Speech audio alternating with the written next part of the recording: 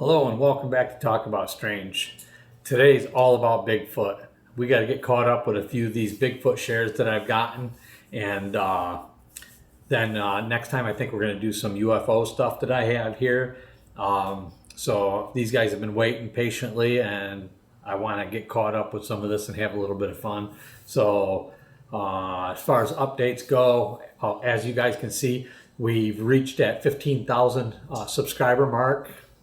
Thank you very much. That's awesome. I'm so happy about that. I think I did mention that in the last video, but I'm just really excited about it. So anyway, I'll mention it again.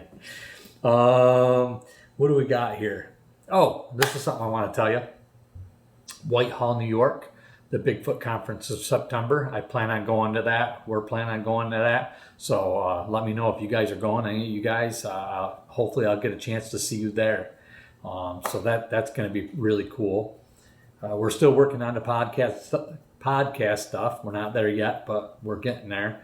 I think we got a meeting tonight, my daughters and I, and we're going to talk about some of that. So we'll see what happens there. What else do I got for you? I think that's about it for updates today for right now. I'm sure I'll think of something either at the end of the video or as soon as I turn it off. I want to take a second to give a shout out to one of our subscribers that watched and followed the channel. I'm not going to say her name. You live in Florida. If you do see this, you know who you are. You're more than welcome to say something in the comments if you want to. But without giving her name or details, that kind of information, she shared with me, and if it was in the comments, she shared it with us, but I just feel compelled to say something, that she is dealing with some cancer, and I just want you guys to send out a bunch of love and support. I know I'm not giving her name, and she's welcome to come on to the comments, but it's one of our subscribers, and that's all that really matters.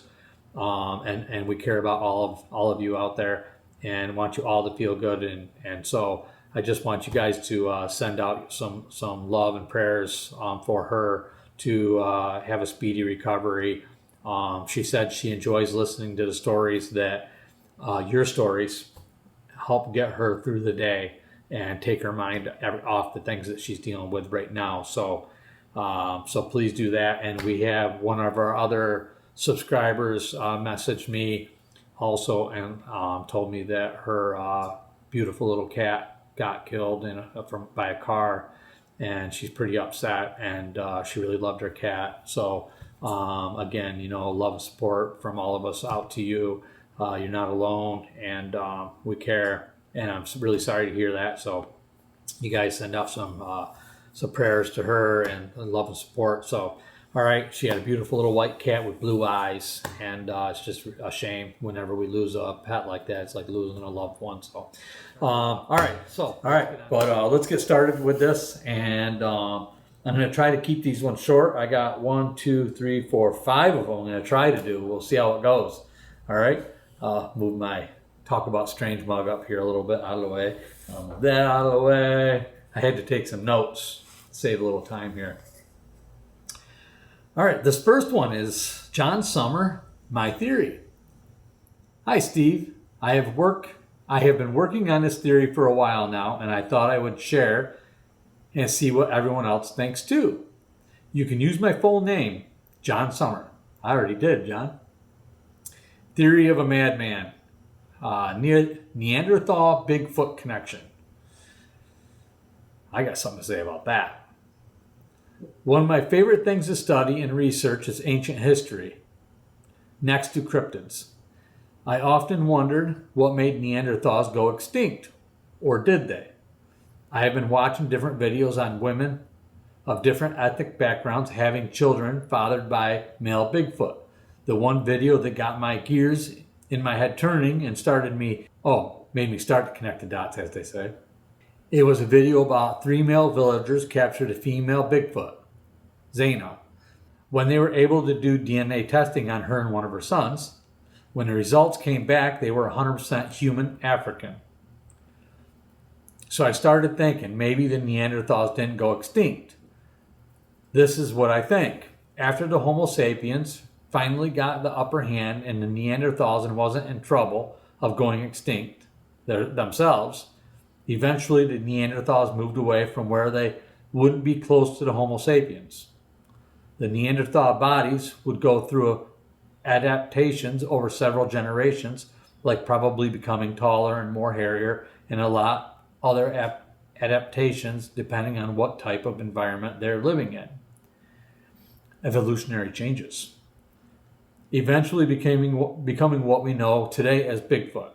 It makes perfect sense to me because in several videos I've heard when someone gets a good sample of DNA testing, the results come back as human. Contaminated samples. Hunters say that they had a Bigfoot in their gun sights and couldn't pull the trigger because they looked too human.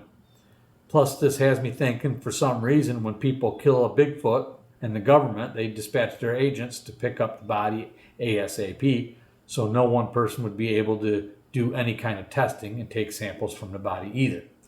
The government also doesn't want us to know Bigfoot is actually a modern-day Neanderthal. Also, after hearing Wendy and Amarek's stories, I am highly interested in what their children's paternal DNA results were.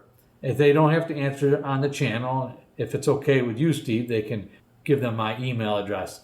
Lastly, is possible some info on Wendy's daughter team is all about. I don't know what you meant there, but anyway, yeah. So the Neanderthal theory, I think, goes a long way. Personally, there's several different theories out there.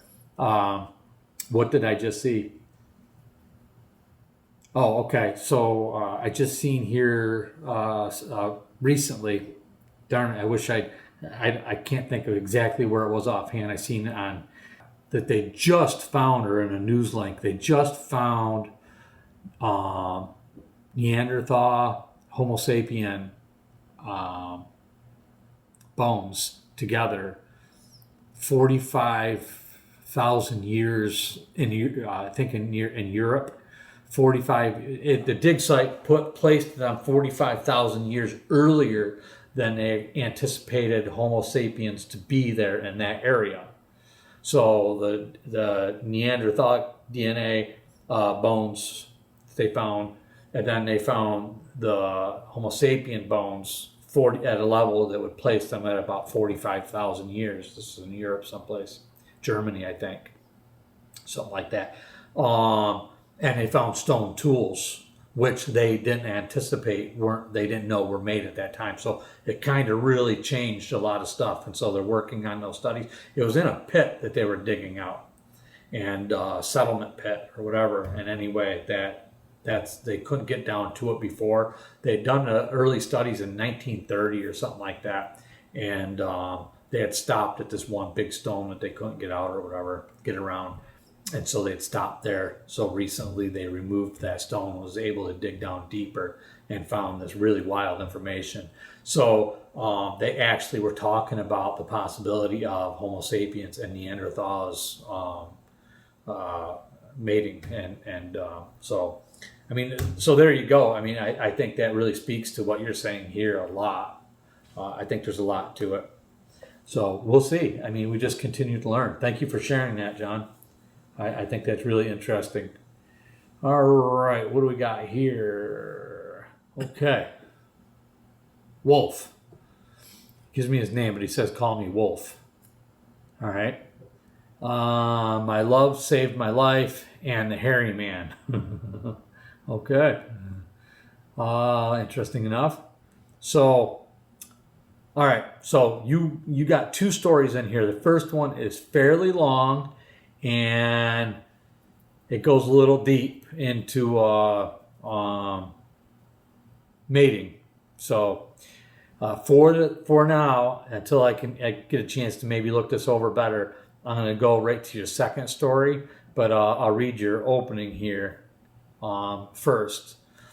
Hello, Steve. I'm beep, but call me Wolf. I'm sending you a couple of stories about myself and my family, who I'm going to call Dwayne for the second story. You got your popcorn ready? Laugh out loud. I do have my popcorn ready. I can bring that up anytime I want to. My encounter, guardian Bigfoot saved my life. All right, for my encounter regarding Bigfoot. All right, I'm disabled, CP, aka cerebral palsy, and I'm with over 100. I have over 100 seizures a day. Whew. Wow, I'm so sorry to hear that. That's rough. And in a powered wheelchair. Cliff notes, and a while I'm writing this. I'm listening to Wendy's story. While I'm writing this, I'm listening to Wendy's story, and I give her and her lovely family, looks like loves and kisses. You got a kissy face on there, so thank you very much for sending that. Let's see, I think I can read this part too. It has been about 8 to 10 years as I write this after I turned 21, October 21st, 2010. I was walking up from college and I had the worst headaches ever, but I pushed on with my day as normal, like I do, as hard-headed as I am, laugh out loud. And I went to school. After 10 to 15 being there, my headache gotten even worse than before. And I asked my aide to take me back home. I went into my room to listen to my mix CD. Remember those days? Yes, I do. Laugh out loud. Then I had my first grand mal seizure, and my mom tried to break into my room. At the time, I was living with my aunt and my stepdad while I got on my feet. All right. Oh, yeah, I'm sorry to hear that, man. That's terrible. All right. I'm going to get on with your second story here because I got a lot of them, so I want to try to do the short ones. The Hairy Man Sasquatch story. Okay. I grew up hearing about the Hairy Man. It will get you into the woods at dusk or dawn or at night. For my 22nd birthday, my friends wanted me to go with them on a camping trip real far into the woods. I'm like, okay, let's go for the weekend.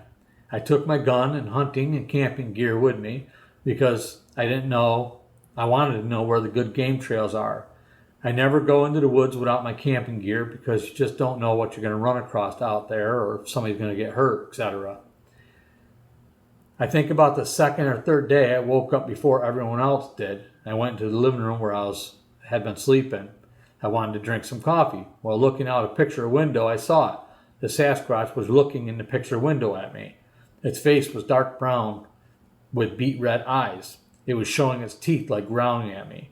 I said, "Oh shit, I gotta get my gun and wake the other ones." But I was frozen in fear. I couldn't move until after it moved from the window. I ran to get my grandfather's 1911 Colt and knife.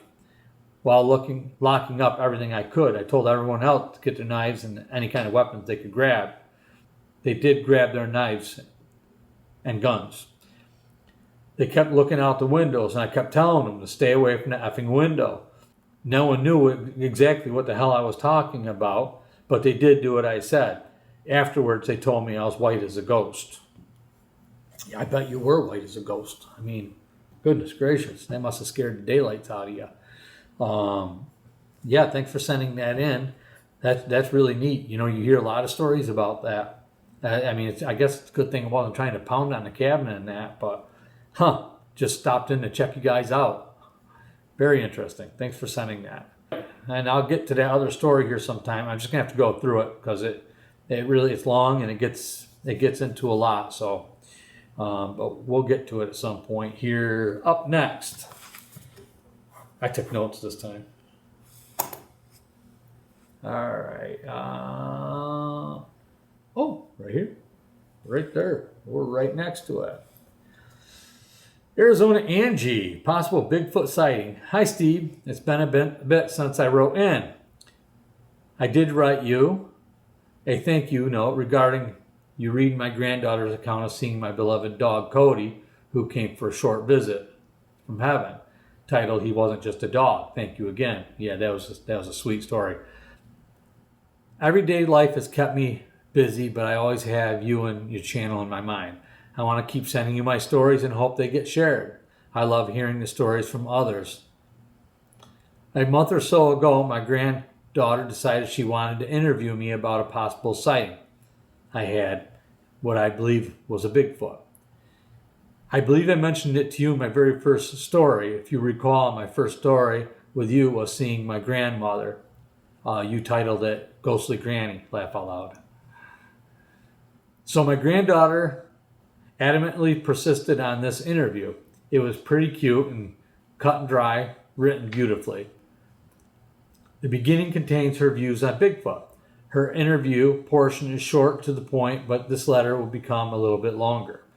After the interview portion, I will respond to some additional information about my viewing, location, and thoughts, and provide more depth. I hope you enjoy the interview. Okay, this must be the interview here. This is her granddaughter. She follows the channel as well. Bigfoot is a beautiful sight to see. Some say it's a terrifying monster. The biggest sighting spots in Washington State, Colorado, and around Bakersfield, California. Many stories come from the old days. I interviewed someone who said she is pretty. She saw a Bigfoot while traveling on her birthday on a California highway while her husband was driving. She was looking through binoculars at all the mountains.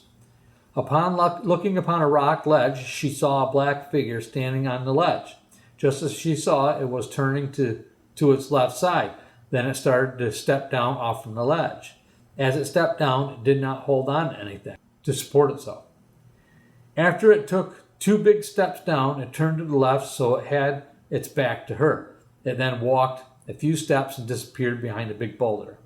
When it had turned its back, she was able to see that it was very wide. The whole body was black with no appearance of clothing. Its head was round and sat snugly on its body. It did not seem to have a neck. Yes, Steve, that is my account.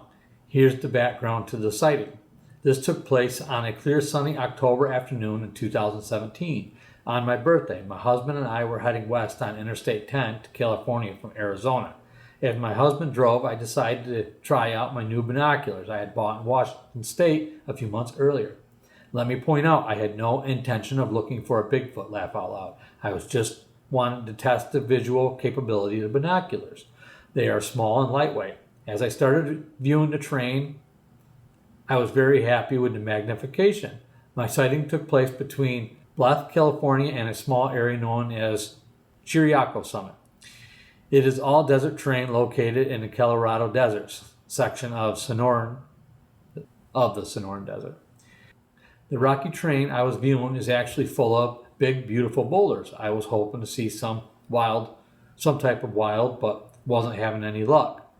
I remember putting the binoculars down to scan ahead where I wanted to focus on. I looked ahead to the mountains, and in the distance I saw a big boulder ledge.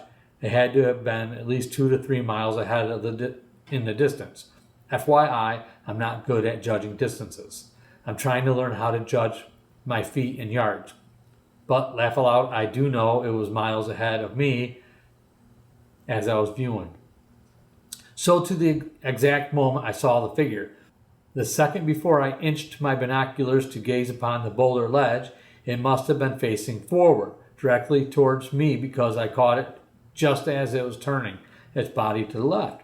Take note, it wasn't turning its head, it was turning its whole body in unison. My view was of the whole body, top to bottom, included the whole ledge with some of the surrounding area. Another take note portion I wanted to express is that without the binoculars, this boulder ledge was huge because I could see how huge it was without the binoculars, which is why I decided to focus it on with the binoculars.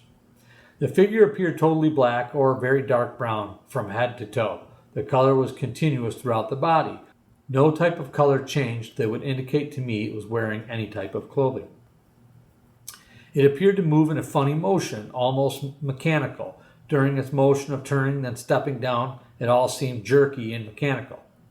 An afterthought was probably because the ledge was huge and it had to step down a good amount of feet to get down.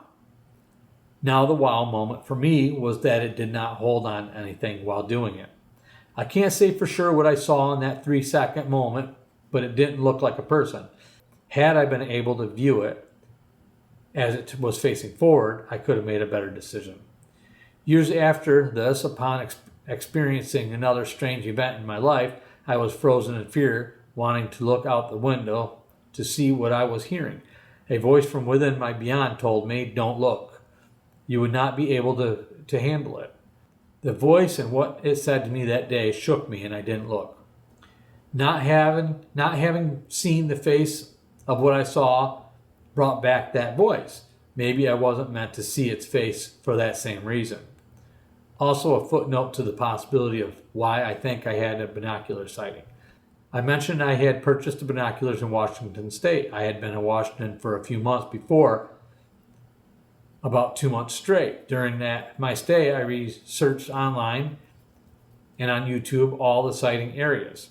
Now, bear with me for a minute. I believe in setting out messages to the universe. So while in Washington, I set one out. I asked the universe to let me see a Bigfoot, but I wanted to see it from a distance. I was not ready to see it up close. I believe the universe provided that sighting for me. I have also extensive research in areas of sightings in California. It's very close to Joshua Tree National Park. There have been sightings of what I called the Yucca Man. Steve, this definitely turned out to be long, as one knows. Sometimes it's hard to tell a story in a paragraph. I do have more stories to come. Thank you for sharing your time. Sincerely, Arizona Angie. All right, there you go. Yeah, that sounds interesting, and I've heard some stuff like this. Sure, why not? I mean, it's a perfect area. Geez, there was a story here not that long ago where somebody had seen. Actually, yeah, where was that? Was that in that area?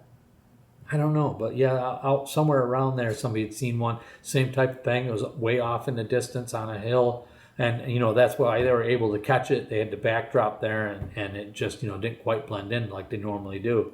So really cool. Thank you for sharing that with us. All right, let's go on to the next one. Okay, this is Bill. This is a comment or reply to a comment on the Bigfoot and the Wild Woman, where he'd fall in love with this girl, and Big had kept her from him, whatever. But she ended up passing away, and apparently she had a baby and passed away. And so anyway, let me see what we got here. Steve, I read the comments on both of the stories that you shared for me. On the first story, I seen a comment saying that this was all in my head. It had never happened.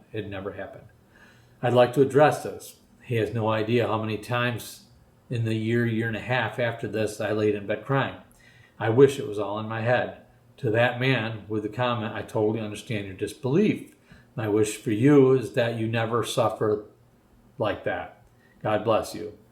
Moving on, Steve, I'll share a couple of my other encounters. The first significant sighting was when I was around 11 to 12. My dad was an avid coon hunter and was with all of his friends.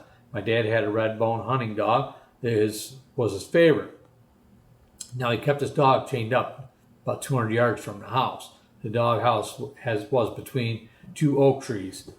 For a few nights, something had been doing two different things to my dad's dog. First, the chain would be unsnapped and the dog set loose, or the dog would get so scared that it would just slip out of the collar and run to the house. Now, before I get jumped by comments about the dog being on a chain, my dad ran the family, period. I get it. I mean, as long as they're being taken care of, people are very sensitive about that with their dogs being on chains. But I mean, most of my life growing up, I remember people who had their dogs on chains. That was life back then. This served to keep the dog safe because we had a couple run down the road, and the rest. The night of my experience was in the late summer. The dog had been released about 4 times with my dad retaining him. This time, my dad made me take the dog back. Steve, I reached down, picked a chain, and heard a grunt, almost like a wild hog. It was no wild hog. I looked up to see the outline of what I knew at the time to be a Bigfoot. I outran the dog back to the house. I bet you did. I ran in and fell on the floor. My dad jumped up and asked what it was. Now, my dad had a friend visiting. My dad's friend stood about 6'4". There's something out there, I said, trying to catch my breath. What the hell you mean? He asked. Dad, it's huge. It'll make Doug look like a short guy. Steve, my dad got up immediately, closed the door, and grabbed his double-barrel shotgun. No one spoke for a few minutes, then Armed to the teeth, we went outside. They found nothing. My dad was scared of the dark till the day he died, so he would not go out at night by himself.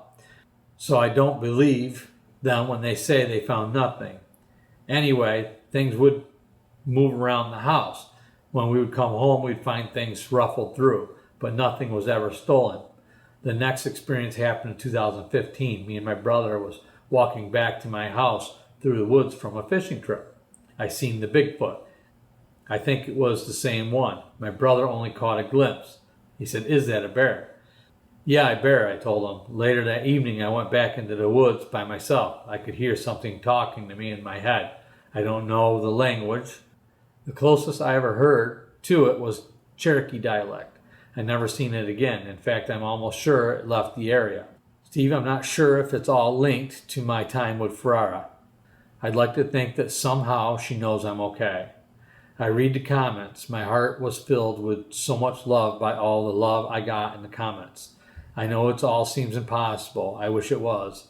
I have never went looking for Bigfoot. Honestly, when I was younger, I might have even been fearful that I might find him. The talks I had with Ferraro while we walked sometimes will play back in my mind. She was curious, however. It seemed like she felt like she wasn't missing anything. As for my family now, I did marry a Cherokee girl, mixed with Apache. She has been a great wife. Steve, she knows that I had a great love before I met her, but she has never asked me any kind of questions. My kids are great. God bless me with so much. As for the people who are trying to read into my story for moral, good luck, because this has never made any real sense to me. I never felt drawn to that area. I just went there. As for meeting Big and Ferraro, I have also never felt like that was an accident. Like I said, it makes no sense. When I said I wish it had all been a dream earlier, I'm not sure that that is true either.